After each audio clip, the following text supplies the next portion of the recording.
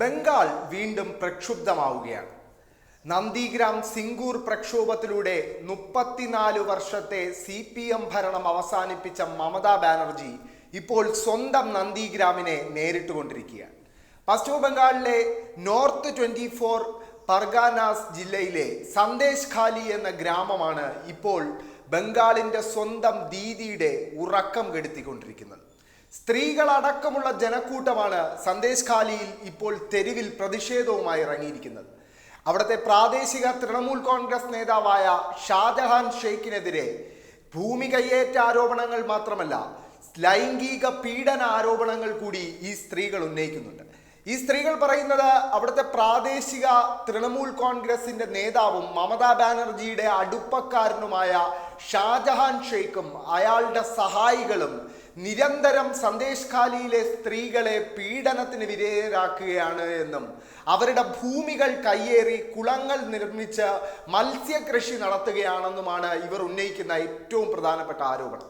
ഇവർ പറയുന്നത് ഇത് കാലങ്ങളായി തുടരുന്ന ഒരു പീഡനങ്ങളുടെ തുടർക്കഥയാണ് എന്നും ഇനി ഇത് അനുവദിച്ചു നൽകാനാവില്ല എന്ന് പറഞ്ഞുമാണ് സന്ദേശ് ഖാലിയിലെ സ്ത്രീകൾ, ബഹുഭൂരിപക്ഷം സ്ത്രീകൾ വരുന്ന ജനക്കൂട്ടം ഇപ്പോൾ തെരുവിലിറങ്ങിയിരിക്കുന്നത്. തെരുവിലിറങ്ങിയ ജനക്കൂട്ടത്തെ കാവി പുതപ്പിക്കാൻ കൊടികളുമായി BJP രംഗത്തുണ്ട്. BJPയുടെ ദേശീയ നേതാക്കൾ, അതായത് കേന്ദ്രമന്ത്രിയായ സ്മൃതി ഇറാനി അടക്കമുള്ളവർ സന്ദേശ് ഖാലി വിഷയം ഏറ്റെടുത്തു കഴിഞ്ഞു. അവർ ഇതിനൊരു വർഗീയ മുഖം നൽകാൻ ശ്രമിക്കുകയാണ്. സന്ദേശ് ഖാലിയിൽ ആരോപണ വിധേയനായ തൃണമൂൽ കോൺഗ്രസ് നേതാവ് ഒരു മുസ്ലിം ആയതുകൊണ്ടും ആരോപണം ഉന്നയിക്കുന്ന സ്ത്രീകൾ ബഹുഭൂരിപക്ഷവും ഹിന്ദു സമുദായത്തിൽ നിന്നുള്ളതായതുകൊണ്ടും ഇത് ഒരു ഹിന്ദു മുസ്ലിം പ്രശ്നമാണ് എന്നും ഇത് ഹിന്ദുക്കളെ ക്രൂരമായി പീഡിപ്പിക്കുന്ന ഒരു മുസ്ലിം നേതാവിന് തൃണമൂൽ കോൺഗ്രസ് സംരക്ഷണം കൊടുക്കുന്ന കാഴ്ചയാണ് ബംഗാളിലേതെന്നുമാണ് കേന്ദ്രമന്ത്രി സ്മൃതി ഇറാനി ഉൾപ്പെടെ വാർത്താ സമ്മേളനത്തിൽ പറഞ്ഞത്. സന്ദേശ് ഖാലി വിഷയം ദേശീയ മാധ്യമങ്ങൾ ഉൾപ്പെടെ ഏറ്റെടുത്തു കഴിഞ്ഞു. ഇനി സന്ദേശ് ഖാലിയിൽ നിന്ന് ഒളിച്ചോടാൻ മമതാ ബാനർജിക്കാവില്ല. മമതാ ബാനർജിയുടെ 2011 മുതൽ ആരംഭിച്ച ഭരണം അവസാനിക്കാൻ പോകുന്നു എന്ന സൂചനകളാണ് സന്ദേശ് ഖാലി നൽകുന്നത്. ദീദിയുടെ പതനത്തിന്റെ ഗുണഫലം ആര് കൊയ്യുമെന്ന ചോദ്യത്തിന് ബഹുഭൂരിപക്ഷം രാഷ്ട്രീയ നിരീക്ഷകരും BJP എന്ന് തന്നെയാണ് ഉത്തരം പറയുന്നതെങ്കിലും CPMന് ചില തിരിച്ചുവരവിന്റെ സൂചനകൾ കഴിഞ്ഞ തെരഞ്ഞെടുപ്പ്, അതായത് 2023 തദ്ദേശ സ്വയംഭരണ തെരഞ്ഞെടുപ്പ് നൽകുന്നുണ്ട്.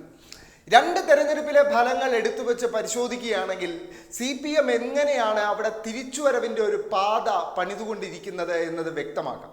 കൃത്യമായി പറയുകയാണെങ്കിൽ 2021 നിയമസഭാ തെരഞ്ഞെടുപ്പ് ഏറ്റവും വലിയ വിജയം തൃണമൂൽ കോൺഗ്രസ് നേടിയ, ബംഗാൾ പിടിക്കുമെന്ന് പറഞ്ഞിറങ്ങിയ BJPക്ക് കാലിടറിയ ഒരു തെരഞ്ഞെടുപ്പായിരുന്നു 2021 നിയമസഭാ തെരഞ്ഞെടുപ്പ്. ആ തെരഞ്ഞെടുപ്പ് ബഹുഭൂരിപക്ഷം ആളുകൾക്കിടയിലും ഒരു തൃണമൂൽ കോൺഗ്രസ് വേഴ്സസ് BJP എന്ന ഫൈറ്റ് നടക്കുന്ന തെരഞ്ഞെടുപ്പായിരുന്നു. അതുകൊണ്ട് തന്നെ CPMന് ഏറ്റവും വലിയ തിരിച്ചടി നേരിട്ട, അതിൻ്റെ ചരിത്രത്തിലെ ഏറ്റവും വലിയ തിരിച്ചടി നേരിട്ട തെരഞ്ഞെടുപ്പ് കൂടിയായിരുന്നു 2021 നിയമസഭാ തെരഞ്ഞെടുപ്പ്. ആ തെരഞ്ഞെടുപ്പിൽ CPMന്റെ വോട്ട് ഷെയർ 4.73% കുത്തനെ ഇടിയുന്ന കാഴ്ച നമ്മൾ കണ്ടു. എന്നാൽ 2023 തദ്ദേശ സ്വയംഭരണ തെരഞ്ഞെടുപ്പിൽ എത്തിയപ്പോൾ പ്രതിപക്ഷം എന്ന് സ്വയം വിളിക്കുന്ന BJPയുടെ വോട്ട് ഷെയർ കുത്തനെ ഇടിയുന്നതും CPMന്റെ വോട്ട് ഷെയർ കുത്തനെ ഉയരുന്നതും നമ്മൾ കണ്ടു. കൃത്യമായി പറയുകയാണെങ്കിൽ BJPയുടെ വോട്ട് ഷെയർ 2021 നിയമസഭാ തെരഞ്ഞെടുപ്പിൽ 38.15%.